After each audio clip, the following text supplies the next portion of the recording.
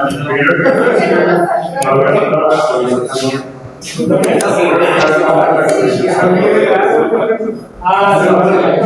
cambiar el color, Giovanni, a blanco ahí en el azul.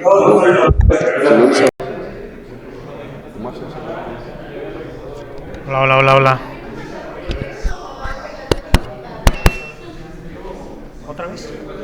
Si le puedes cambiar el color porque la puse negro y acá no se ¿Qué cosa? blanco, man. ¿Este? Sí, nomás a eso.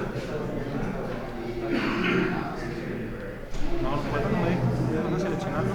¿Dónde? No me deja seleccionarlo.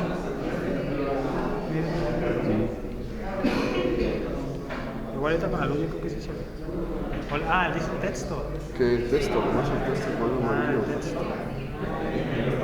Blanco. Blanco. Ahí. Sí, agua.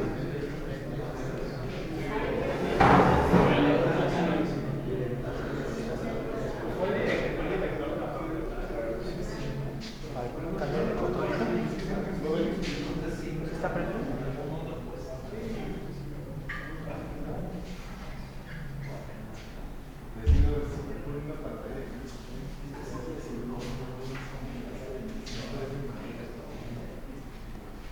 ¿Cómo va a funcionar sin esto?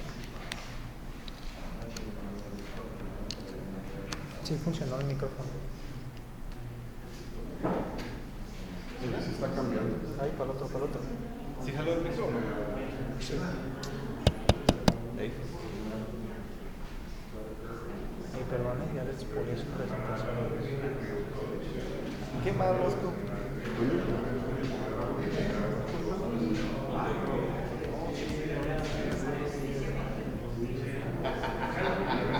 Vino con raza y recién. Avanza atrás.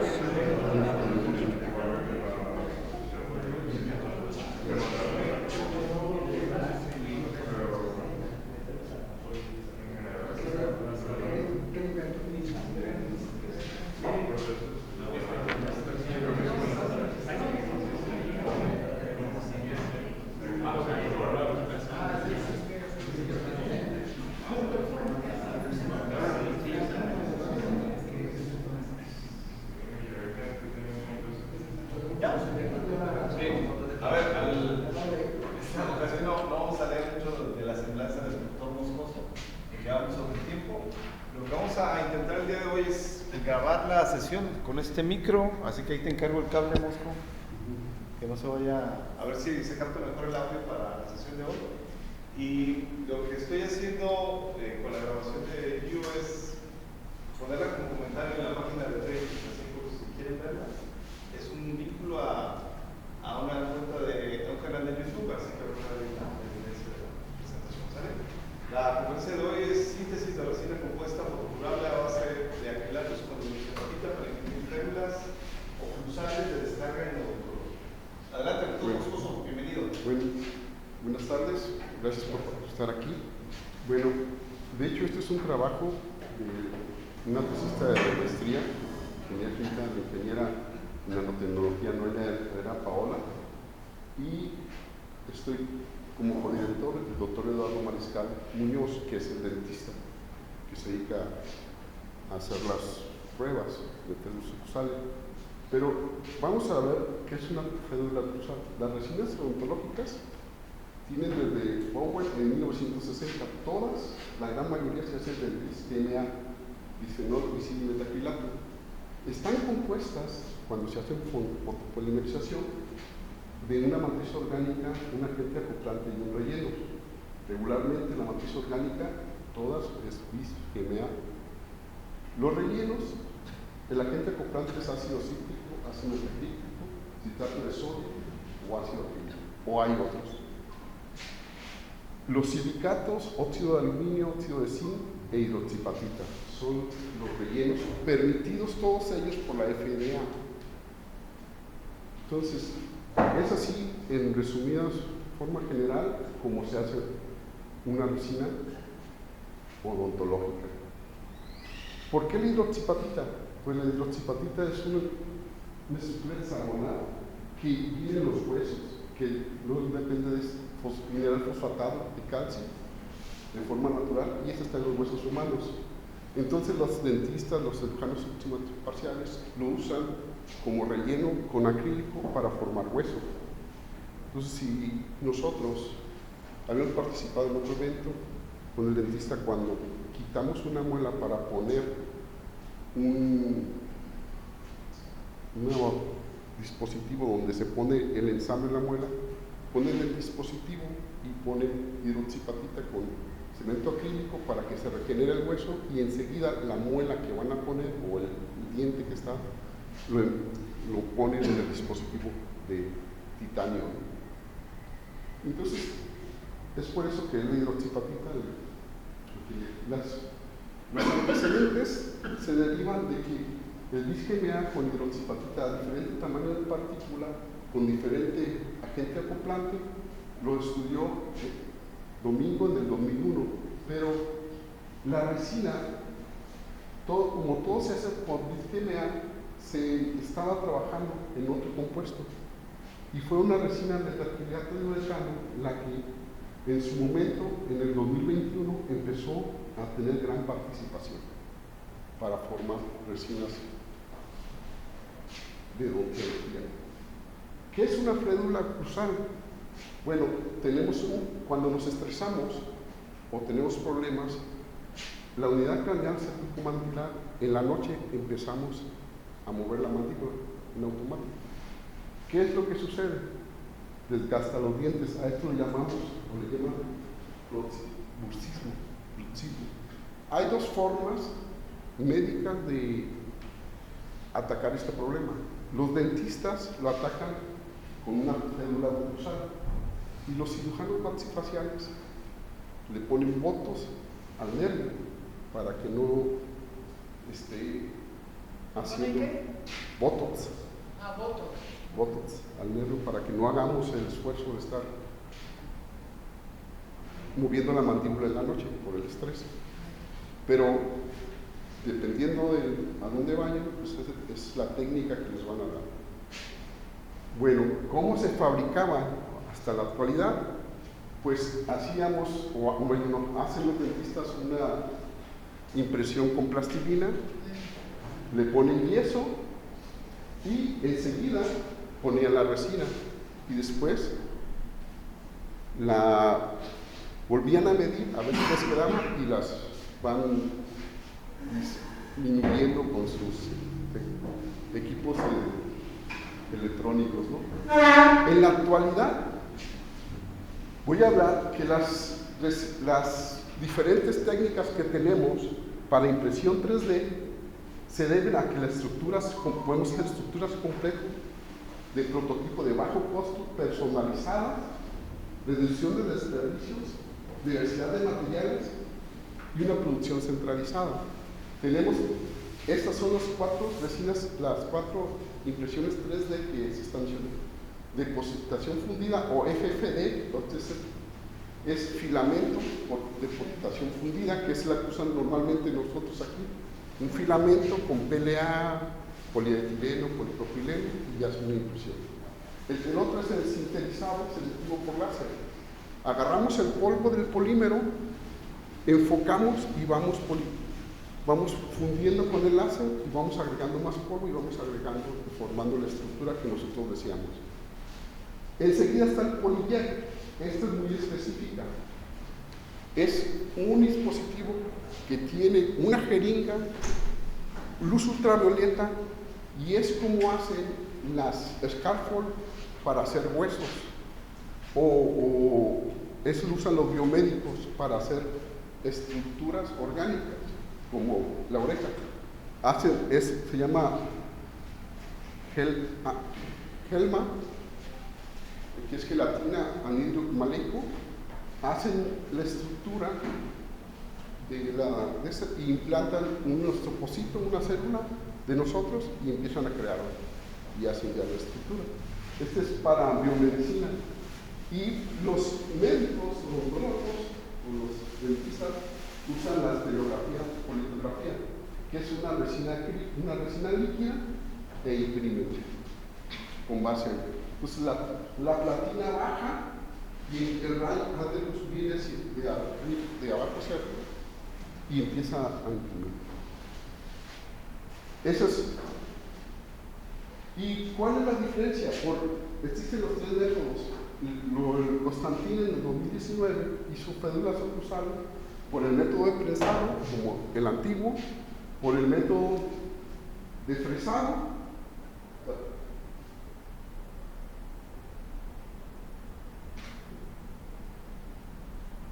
y observó cómo se comportaban, ¿no?, las diferentes bajo microscopía, ¿no? Es la misma resina, nomás que K, CIP y DFP son las resinas comerciales que hay. ¿Por qué hacer resinas? Porque de estas resinas, todas, la gran mayoría de los usuarios vienen de Estados Unidos. Los factores arancelarios, el transporte y el desarrollo tecnológico, porque están protegidas por patentes, no las podemos, simplemente las compramos y las usan los dentistas. Entonces las fédulas occlusales, por su alto costo, al seguir con el dentista tiene un alto costo, porque toda la resina es de importación. Bueno, nuestro objetivo es usar resinas compuestas particularmente de fenol y metacrilato, que le llamamos EDA, dimetilacrilato-uretano, y de fenol estacrilato-uretano, agregando hidroxipatita para producir las fédulas occlusales. ¿Cuál fue el método o la metodología? Los métodos usados. Vamos a realizar una formulación base, 70% de la resina acrílica, que nos dice la formulación, 23% de coagulante, óxido de fenilo y 1% de hidroxipatita. Posteriormente vamos a calcular, vamos a medir la cinética por temperatura. Enseguida vamos a determinar la cantidad de monómero residual y vamos a analizar las resinas por FTIR. Vamos a analizar la absorción en agua de esa resina y vamos a evaluar las propiedades mecánicas. Y al final vamos a elaborar las fédulas occlusales por medio de esa resina. El UMA o el poliuretano, esa es la resina base que siempre usamos. Las otras dos no se han usado, esa es la contribución. Y la cambiamos por el BIS-GMA, que es la resina base con todos los que hacen. Pero distintas formulaciones son las que venden a los dentistas, nomás les venden los cartuchos sin la ficha técnica. Entonces, vamos a usar 70% de monómero base de uretano, dimetilacrilato, bisfenol o BPA y BPA. Como diluyentes es el 2-hidroximetacrilato y el 2-etilenglictacrilato, son los diluyentes. Y el fotoiniciador es el óxido de fenil. 1% de relleno de hidroxipatita, porque eso es lo que realmente ellos utilizan, pero las utilizan simplemente sin hidroxipatita, todos lo usan como un monómero o con los monómeros. Y como agente acoplante yo usé ácido acrílico. Bueno, ¿qué es lo que hacen? Pues tenemos el óxido de difenilfenona o PO, nosotros le llamamos. Se rompe el radical, tenemos dos radicales, pero el radical que más interfiere es el radical dimetilbenzoloil. Una vez, esta es una ruta que se propuso, que es la que estamos suponiendo que se hace, es el poliuretano, el UDMA, o el radical dimetilbenzoilo, genera otro radical y se va propagando la cadena. Bien. Y en el otro compuesto, el EPA o EDMA, y se va generalizando. Cuando agregamos la hidroxipatita, pensamos que está dentro atrapada en la resina polimerizada. Por lo tanto, esa es propuesta de ruta de reacción que nosotros estamos sugiriendo. Las formulaciones que nosotros utilizamos fue de uretano, 35%, que le vamos a llamar resina A, bisfenol A, etilato o EDA, 35%, y dimetilfenol, bueno, aquí nos falta completar, pero todo es al 100, ¿no? RB y la que llamamos RHA es con hidroxipatita. La RB, que tiene los dos monómeros adicionales, le vamos a llamar RB y RBH. La resina con que la vamos a comparar es la Formalac Clear Resin, que es la resina que usan los dentistas, pero esta resina que usan los dentistas la usan tanto para tapar muelas como para hacer muelas, dispositivos de muelas auxiliares cuando hacen el hueco para que hagan ya la muela posteriormente. Esta es la más general del uso de ellos. No tenemos ni la ficha técnica, viene de Estados Unidos y es este cartucho negro tal cual. Entonces, ¿qué vamos a hacer?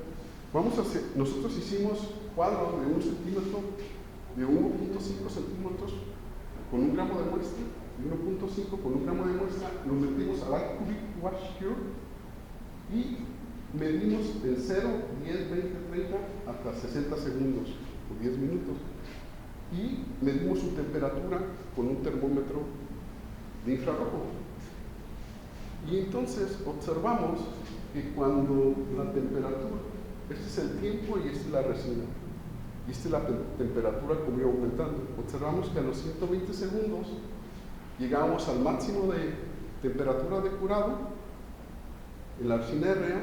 Después con resina hidroxipatita llegamos a 63.36 segundos, pero por temperatura de 63 con 60 segundos, con RB a los 90 segundos 56, pero a los 45 segundos a 65.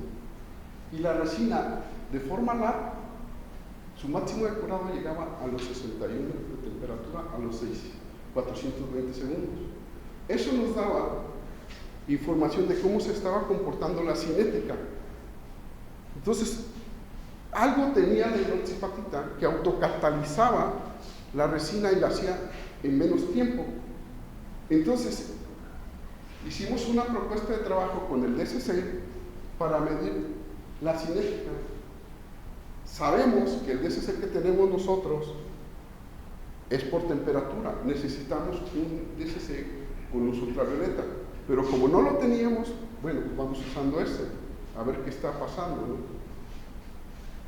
Y usamos el DSC y observamos que efectivamente el tiempo con que nos estaba dando la resina, pues la RA con 10, desde menos 5, 50 grados centígrados hasta 300, hicimos el experimento y lo corrimos a 10 grados centígrados por minuto y observamos que la resina RA, efectivamente, cuando tenía la hidroxipatita, estaba a 210 grados centígrados y cuando era sola, estaba a 201 grados centígrados.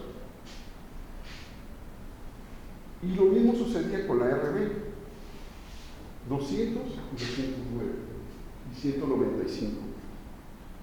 Entonces, claro que si usamos el DSC con temperatura, estamos conscientes de que tenemos el fotoiniciador y que este debe ser con luz ultravioleta, pero quisimos hacer la prueba corriendo para ver la cinética. Y eso encontramos. Con el monómero residual, estamos usando la ISO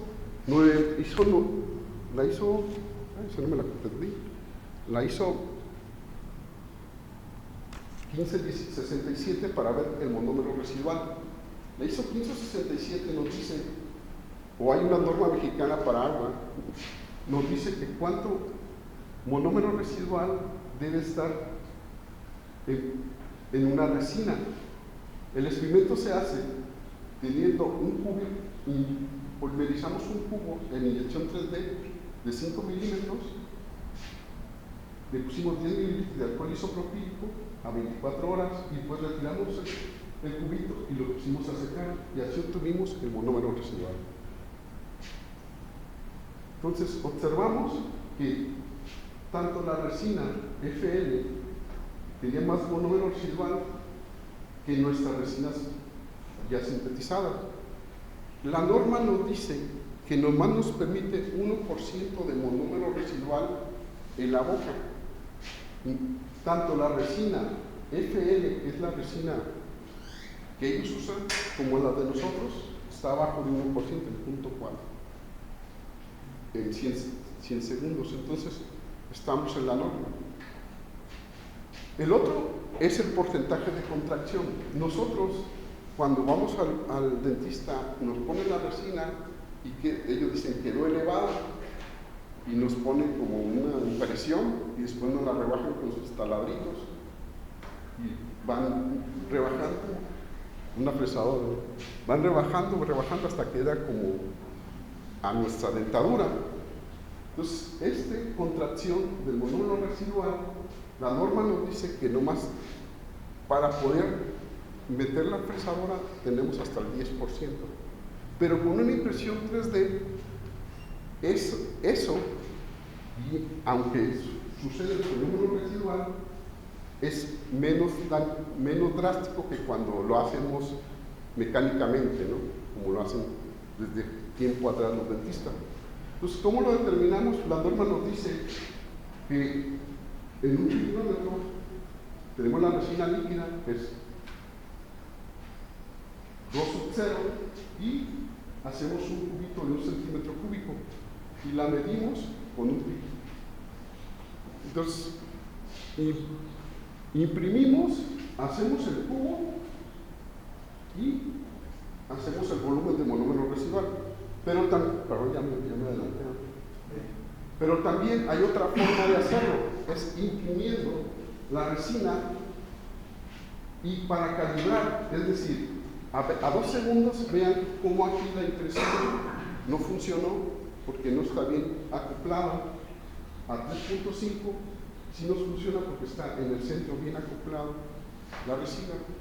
Y tenemos estas formas que ellos nos dicen que debemos de hacer. Es esto, o los números que están aquí, que no se ven porque está transparente, pero estos números tienen que identificar todo. Este es el patrón que los dentistas hacen previo con su resina para poder decir que tienen las características y la contracción no es tan grande.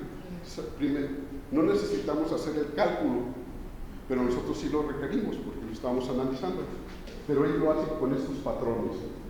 Y ellos le dan, dicen que tiene una estabilidad dimensional, una resina buena para ser utilizada.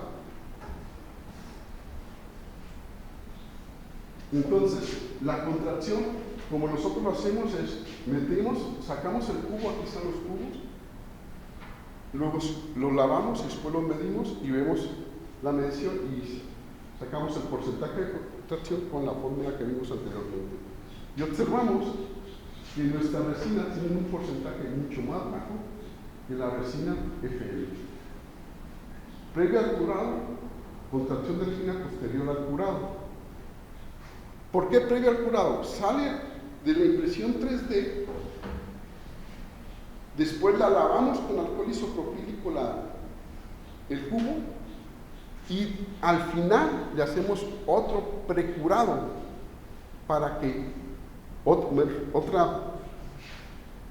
llamamos precurado, pero realmente lo que hacemos es otra vez volvemos a incidir en otro equipo para volver a imprimir con UV para cerciorarnos que la superficie ya no tiene monómero residual.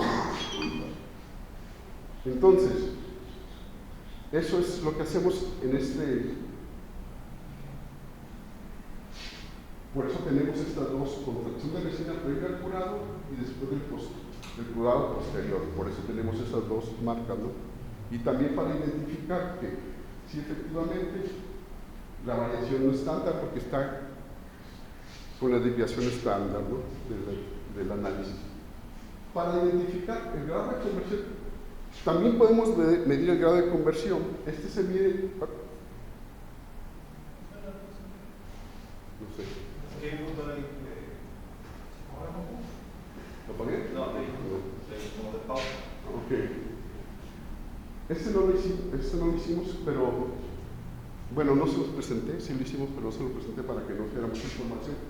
Pero el grado de conversión lo podemos calcular por medio de FTIR, analizando los grupos funcionales aquilatos a 1626, la banda de 1626, hoy el grupo menílico y la banda de 1700, 1006 y 1700, más o menos, ¿no? Pero lo que sí les quería presentar es que efectivamente tenemos la polimerización de la resina RB, la resina RBA. Obviamente la intensidad de los picos van a variar porque son las mismas resinas, ¿no? Simplemente a una le agregamos etoetilacrilato y el otro metilacrilato, las dos resinas y la base uretánica, ¿no? Pero lo importante aquí es cómo estas dos resinas son semejantes, pero esta pues tiene una variación bastante. No sé qué tipo de resina es, pero es acrílica, eso sí estoy seguro, pero esta es la resina que usan los dentistas. Y como no tengo la ficha técnica y no me daría la tarea de hacer retroingeniería para ver qué es, pues simplemente se las presento, ¿no? Fíjate, se parece a la primera. ¿Sí? ¿Esta? Sí, a la de arriba. Aquí. Los picos y todos los mismos. Casi. Entonces es EDBDA. Y esta es lo mismo, esto nomás son las cantidades. Y acrilato, por la intensidad, ¿no? Las cantidades nomás, sí. Pero son las mismas. Sí. Pues aquí el 3600, aquí aparece. ¿Sí? O sea, ¿no caracterizaste la resina? No, del tal no lo caracteriza. Nomás. O sea, fue comparativo. Comparativo. El médico me dijo, el dentista, esta es la que uso. Pues dámela, necesito compararla con algo.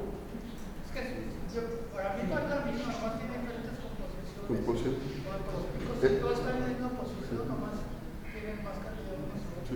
Esta es la que difiere, ¿no? La que realmente más en las cantidades. Pero la posición de los picos son los mismos. Porque esta no la sacamos de aquí, de la bibliografía. Estuve viendo cuál no había, pero todas son acrílicas. Puede ser que sea otro acrilato, pero el mismo, menos largo, más largo. Y el RA, pues cuando hacemos hidroxipatita, la que nos interesa es 950 y 1060, que es donde está la hidroxipatita. Y ahí está presente, quiere decir que está embebida, interaccionando físicamente con la resina, porque no generan enlaces nuevos. ¿Lo hiciste con ATR también? Sí. La cinética la hice con transmitancia. Esta es nomás con ATR y la cinética se hace con transmitancia porque ya sabemos el peso y toda la cantidad, entonces podemos hacer la cinética. Y bueno, la otra es la absorción de agua. Hay absorción y desorción, yo nomás hice absorción. Entonces agarramos, de acuerdo a la ISO, no es la que nosotros regularmente hacemos con si hacemos la excavación de FIT, pero aquí lo que hacemos, ya tenemos nos indica la norma que debemos hacer unos cilindros pequeñitos de 1 centímetro por 1 milímetro. Y esos de 2 milímetros por 1.5. Esos cilindros lo ponemos en una estufa a 37 grados en agua destilada. Puede ser agua destilada, pero los dentistas marcan sus estándares saliva artificial. Yo lo hice con agua destilada, que quede claro, porque pues, el recurso no me da, o no me daba. ¿Qué usan ellos? Saliva artificial. Se usa saliva artificial como el líquido y lo ponen a 37 grados y el pH pues, de la saliva artificial que ellos manejan y al vaso. ¿Y saliva orgánica no? Puede ser. Aquí un papel, ¿no? Sí. Y entonces, a diferentes tiempos usamos la ecuación de... Este es el artículo en el que nos basamos. de tal detectorato de resina y esta es la expresión, ¿no? Y observamos que en tiempo de 100 segundos ya teníamos el estado estacionario, ¿no? Pues en resina CFL el porcentaje de humedad que absorbía es inferior al que nosotros en la resina RBH tenemos, pero nosotros el porcentaje de absorción de agua en la resina RA es inferior al de la resina del médico, del doctor Eduardo, ¿no? Para no decir del doctor Eduardo, que usa el doctor Eduardo. Entonces, observamos que es anómalo el comportamiento, no es fictiniano, está abajo. Entonces, el polímero tiene más actividad para absorber y disolver. ¿Pero qué lo deseamos? ¿Mande? Que sea anómalo para que no absorba No, mucha pero respecto a la referencia, a la FL, que sea más bajo. más bajo para que no absorba mucho, porque cuando se adhiere a la muela, filtra y rompe la adherencia. ¿Cuál fue la que absorbió más? La RB. Es que es la que tiene ácido cítrico, ¿no? No. Ese dice ácido acrílico, todos tienen ácido acrílico como compatibilizante. No moví sí lo moví. El mover el compatibilizante le da rigidez o ablandamiento a la resina. Sí, pero también te va a dar más, ¿cómo se llama? Sí. Va a traer más humedad a la resina. Más, pero esto es ácido acrílico. Por eso le puse esa cantidad, porque vi que le daba más rigidez en esa característica. Y lo que yo quería era igualar a la resina médica del doctor Eduardo. Y lo puse en la impresora a 3.5 segundos, que es la que da. Aquí yo no comenté, pero es un reto alcanzar la impresión a 1 segundo, a 2 segundos. Teníamos que variar la cantidad de iniciador y de efecto acoplante para que nos diera, porque la longitud de onda en específico de esta impresora 3D es a 104 nanómetros. Ellos usan otras resinas como a 360 y a 320. En unas usan Irganox 3240 y en la otra usan canfroquinona, que es la que más usan para fotopolimerizar a longitud de ondas más pequeñas. Esta me costó $6,000, la impresora es barata, muy económica, y tuve que buscar el fotoiniciador porque es de 104 nanómetros. Eso también eso me faltó decirles. Es una impresora comercial que usan los chamacos para hacer sus... No sabemos qué. sus pies. Oye, Mosco, pero ¿cómo mantienes? Bueno, es una pregunta del final de la charla, pero ¿cómo se cuida que la hidroxapatita esté bien distribuida? La mezclamos primero por diferentes tiempos y analizamos en CEN cómo estaba la dispersión. Hicimos un cubito. No, un cubo. Y ya en el CEN vimos que nos costó media hora de dispersión. Dispersamos media hora, pero empezamos con 10. O sea, dispersar media hora te refieres a... Estaba la resina líquida, agrego la hidroxapatita y lo agitas a 300 revoluciones y luego va a la impresora. Vas a la impresora y hicimos cuadritos y con el CEN veíamos cómo estaba la distribución. Y le dije, pues, media hora, ni modo. O sea... No, pero me refiero, ¿cuánto tardas en imprimir? 3.5 segundos llegar a la impresión máximo. Pero... O sea, la pieza que imprimes en... ¿cuánto tiempo? El del circuito 3.5. Ahorita voy a las pruebas mecánicas, la probetita, tipo 5 me... 15 minutos por cada pieza. 45 minutos porque nomás puedo imprimir 3. 3 por cada... Y en 45 minutos de hidroxapatita No se mueve. No se mueve. hicimos la prueba porque está a 100 nanómetros. Cuando tienes arriba de micras, teníamos otra y es así. Sí,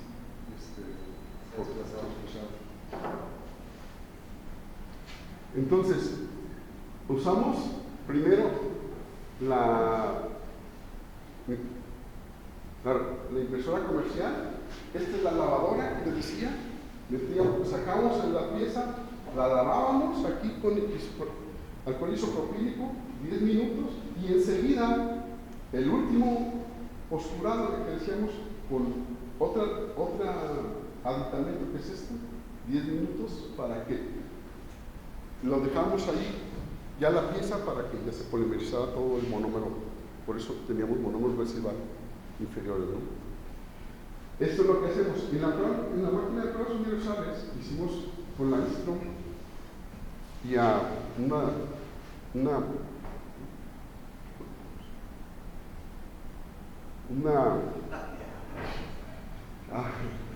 que era un minuto por minuto, corrimos los esfuerzos de tensión, observamos que la resina de Eduardo tenía 24.96 pascales, la RA y la RHA tenían un esfuerzo más grande. Y la rigidez, pues la RA y la RHA son más rígidas que la resina comercial. ¿Qué es mejor? Pues lo mejor es que no sea tan rígida. Pero bueno, posiblemente yo me iría por esta, por la RB, perdón. La otra prueba que se hace es la prueba de flexión. Y ahí observamos que la resina RHA tiene más flexión. Bueno, está igual que la RFE, la que tiene menos flexión es la RB y menos módulo de flexión, la RB. Sí hicimos pruebas. La otra prueba es la de compresión. En esa sí la hicimos, no la quise poner porque no me quiero extender mucho, pero se hace un cilindrito de 1 centímetro de diámetro por 2 centímetros y se pone a compresión porque es lo que hace la... ¿Esa es la más importante? Sí. Sí la hice, pero no la puse. Okay. Sí la hice, pero aquí tengo los valores, pero bueno, no la puse, no tiene sentido. Y la otra prueba importante es la del DNA, porque como están por capas, la polimerización, el DNA hace esto y hace que ver cuál capa cede. Son 33 capas de polimerización ahí en la prueba de tracción y distensión. Entonces, esa pues, no. ¿No la hiciste? No. ¿No está pegada? Sí, pero no se la pedía al doctor Castro. No, esa retorsión. Que tenemos no, torsión. Esa es la otra importante, que es para ver si las capas. Que tenía sorteo se podía hacer, no sé si. Sí, en el reglamento sí se puede, pero no tiene la temperatura. Pero esa es la de compresión es importante y la de tracción es la de torsión. Pero sí, la de tracción sí la pude hacer en esta máquina, en la viejita. Y la otra, pues, no. Pero bueno. Y lo otro que tenemos la comparación estructural. Tenemos la resina FL, que es la resina médica, y la resina RHA, que yo la tengo que características mecánicas. Como pueden ver, el médico nos dio a un paciente, ya él lo escaneó, nos dio el escáner y la pudimos imprimir. Y la célula cruzal tiene más detalle estructural hecha por la hidroxipatita y la resina RHA que la célula cruzal hecha por FL. Me decía Eduardo que él, en vez de echarle 33 capas, le echa más, la deja más alta y después con la fresadora la baja. Y esa Bueno, esta es la bibliografía utilizada y gracias por su atención. Muy bien.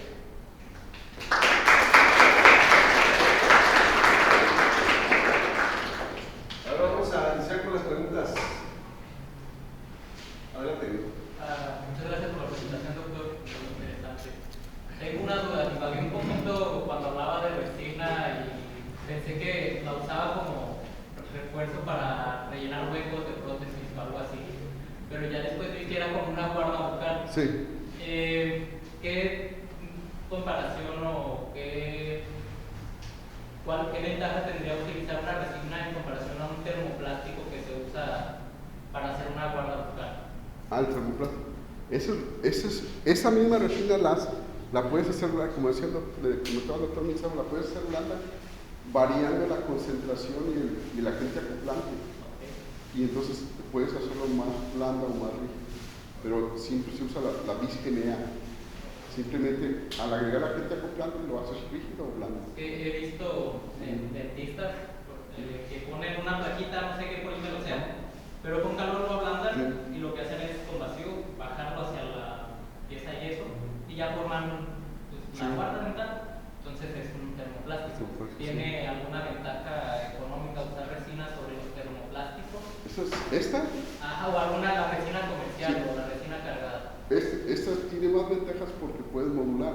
Okay. O sea, el otro haces 3 procesos, si te fijas. Primero, esa plastilina que le ponen. Enseguida el yeso. Y al último, fundido. Okay. Y aquí ya directamente el dentista te hace un escaneo de cómo quedó tu dentadura y ese escaneo te lo pasa y lo haces en la resina.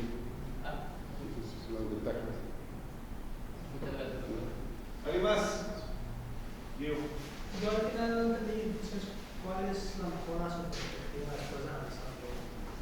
Los dos monómeros, quitar el bisphenol, el BPNA, el dimetacrilato y el metacrilato. ¿Es con la RHA? No, el RA es uno donde pongo el BPDA y el otro el BPMEA. Pero de las 4 que tenía la RBA. Es la que tengo nomás dos resinas, la neurotánica y la RBA. ¿Y cuál fue la mejor de las 4? Una moción de orden. Habíamos quedado que íbamos a preguntar de manera aleatoria, porque estoy viendo que son los mismos dos transcripción por el tema. La RBA. Al final, cuando se consigue la guarda, la RBA daba más estructura sin haber la medimos con la hidroxapatita RHA con RHA es la mejor. Es la mejor con hidroxapatita ¿No es la que guardábamos? Sí, pero al final buscas que esté estructuralmente mejor hecha. ¿Y si guardamos pedados? No, porque estás en la norma.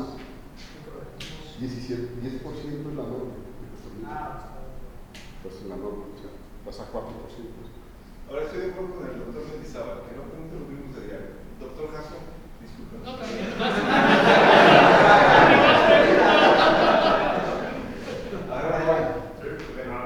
Gracias, doctor Moncoso, por la presentación. Ahí solo me quedan dos dudas. Una es en la de los señores donde puso lo de las contracciones. No me quedó claro cómo medían las contracciones. O para calcular las contracciones.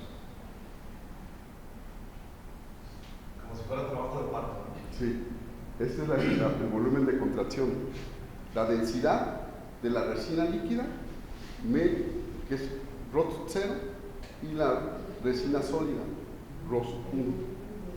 Y ese es el porcentaje de contracción.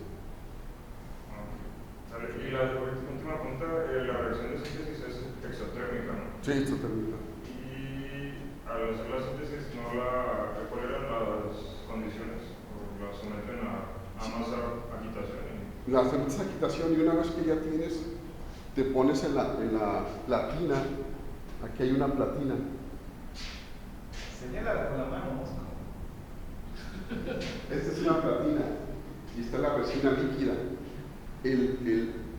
la luz ultravioleta se mueve por abajo. Forma la primera capa, sube.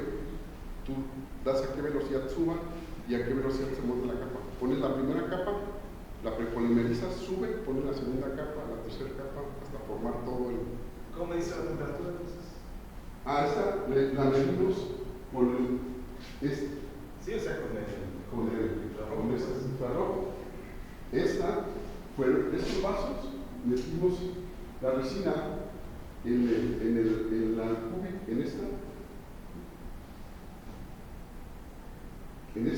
directamente en la última que usamos. La metes aquí, metes la resina con tu vaso y aquí es el tiempo, lo vas guardando y se poliniza. Este es 104 nanómetros y esta también es 104. La diferencia del aparato de la derecha es que no va imprimiendo, solamente emite la luz. Doctor Rubén González. Me llamó la atención la cantidad que utiliza de hidroxiapatita. 1%. Sí, es que eso dice la literatura. Que más haya la aglomeración o el estudio que hizo Karstensky, que puso el primero, él ya hizo todas las variaciones hasta 5% y varió el tamaño de partícula de la hidroxiapatita hasta micras, 100, yo uso de 100 y luego 200, luego una micra, y él observó que cuando era de micras se precipitaba con el tiempo y cuando era nanométrica quedaba suspendido. Él sí hizo lo que dice usted, hizo acrílico, ácido cítrico y metí metacrilato como agente de acoplante. ¿Hicieron pruebas con personas al final o todavía? No, el doctor Eduardo. No, el doctor Eduardo simplemente me dio la de una persona que no me dijo su nombre, nada, simplemente me dio ya la impresión y yo lo metí al equipo. ¿Y han hecho algo, para saber si el cambio de porcentajes tiene influencia en el sabor o sigue totalmente en sabor? Él, es la parte de él, yo ya... ¿No la probaste entonces? No. Esa parte la va a hacer con una de los que estudian la sangre, porque muchas veces cuando metes esas estructuras pegas en la encía y te sangra, y entonces esa persona va a hacerlo para ver el estudio toxicológico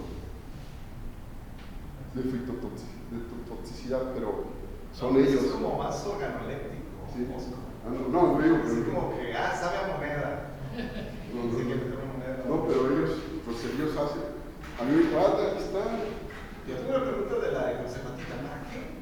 Para una cuarta. Yo quería. Es que él me decía que la gente quiere que se vea, no se vea transparente, que se vea color hueso, eso es por. ¿El óxido de titanio o algo así? El óxido de titanio no funciona, ya lo hice. Porque el óxido de titanio te lo pones en la piel para el sol. Cuando usas UV, no polimeriza. Sí, porque recuerdo el cemento óseo de Liceo Morejón, ¿te acuerdas, Tom? Que era con hidroxiapatita, la idea es que el hueso lo particularizaba, lo hacías crecer, pero era una aplicación de cemento óseo. Y acá nada más lo vas a estar mordiendo, o sea, la hidroxiapatita en realidad, por lo que es que el diente te crezca, ¿o sí? No, pero que se vea bonita, dice él, o sea, es estético. Vamos hablando con broche del doctor Carlos Castro. Primero, gracias por su colaboración. Y, dos detalles. Una es la similitud entre la referencia y la que preparó. ¿Hay diferencias o son exactamente equivalentes en composición? Yo creo que va a ser, ahí sí va a haber diferentes. Okay. La otra, una sugerencia. Si hablamos de que el 1% es, llamémosle lo que se recomienda, ¿por qué no probar nanopartículas? del mismo componente, pero en nanopartícula posiblemente pueda enfermar. Si eso se puede ayudar. Y por otra, yo le agradecería que nos dijera a toda la comunidad qué conclusiones tienen con los resultados obtenidos, que nos faltó de más. Sí, pues, no la vimos. La conclusión es que la RHA tiene mejores dimensionamiento estructural debido a la medición que nos da el doctor Eduardo. No lo pusimos en el paciente, nomás lo medimos con respecto a lo que nos había dado. La otra, que en cuestión, sí es cierto que absorbe más humedad, pero está en las reglas, que es el 10%. Con respecto al monómero residual, si se fijaron, en la primera polarización 0.4% monómero residual, pero al final está 0.1%. Entonces, ambas resinas cumplen con los requisitos médicos de los dentistas. Y la contracción está mucho mejor que la resina RA y la RB, mucho mejor que la resina normal del dentista. Pero con base a lo que tú planteaste como el escenario del desarrollo del proyecto, sí es más barato. Sí es más barato. Sí es más barato. Es una buena conclusión, ¿no? O sea, el medio litro ese que me dio cuesta 5.800 con baros. Y yo, pues... O sea, ya está como las impresoras láser, ¿no? Que la impresora te cuesta lo mismo que cuesta el toner. Sí. O sea, la impresora cuesta 6.000 y la resina 5.800. Y yo, en costos, estamos como... El costo que me sacó la chica yo no lo saqué, soy sincero, pero el 16% abajo. El IVA. Sí, cuando estamos... pero yo no lo saqué. Muy bien, pues le agradecemos al doctor Moscoso su presentación. Y bueno, hay un anuncio, supongo que el doctor Ben puede dar más información al respecto, pero se viene el congreso de la